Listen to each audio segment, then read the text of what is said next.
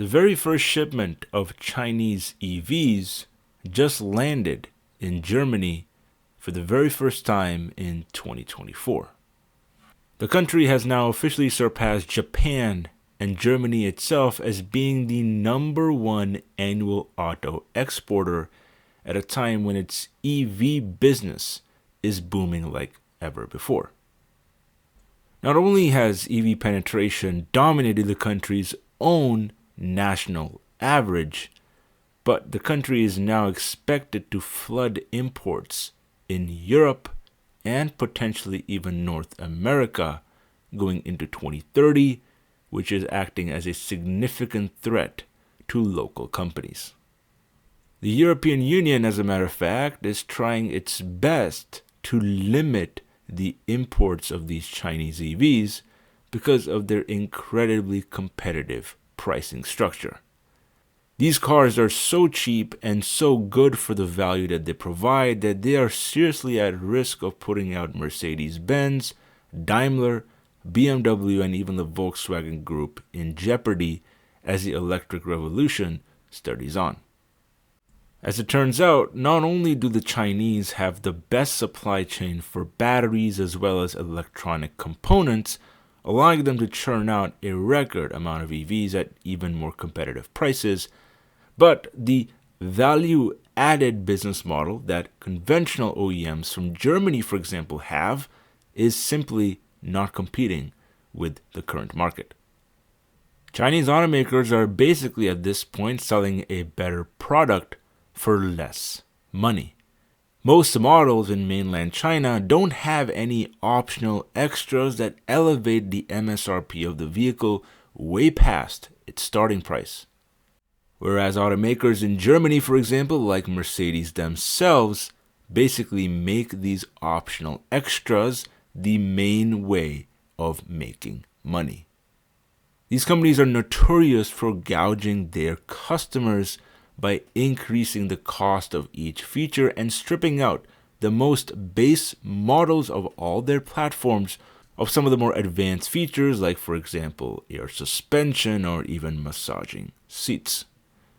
This might not seem like a big deal, but this certainly has played a big role into why Daimler is such a profitable company, for example, and also why Mercedes-Benz has become so anonymous with high quality.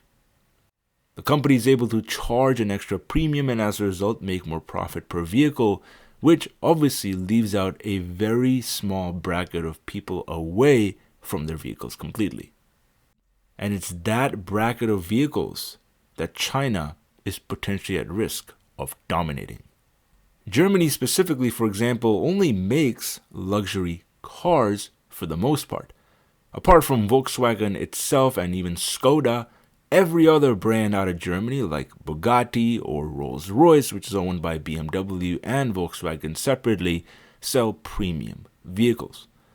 There is no main mass market appeal from EU automakers, apart from those in the US and from Japan. And as we all know, both of those national automakers like GM, Honda, or even Toyota are simply not making the strides that they need to be in the battery electric space to gain any meaningful market share from Tesla or even BYD. Instead, what's happening now, folks, is China expanding its global presence and taking advantage of its supply chain benefits and expanding into the new markets that are most at risk.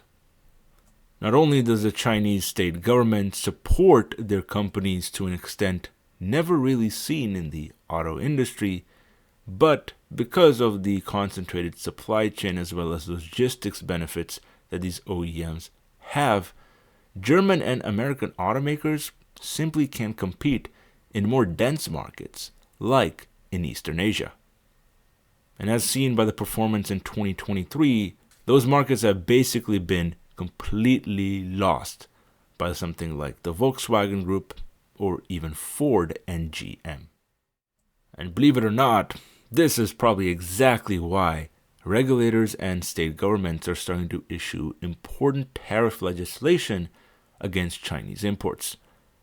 The US has almost a 27% tariff, whereas Germany, even so far, only has a conservative 10%, which is why imports are starting to skyrocket from the likes of BYD and even XPeng Motors in the countries like the Netherlands, Norway, and Finland.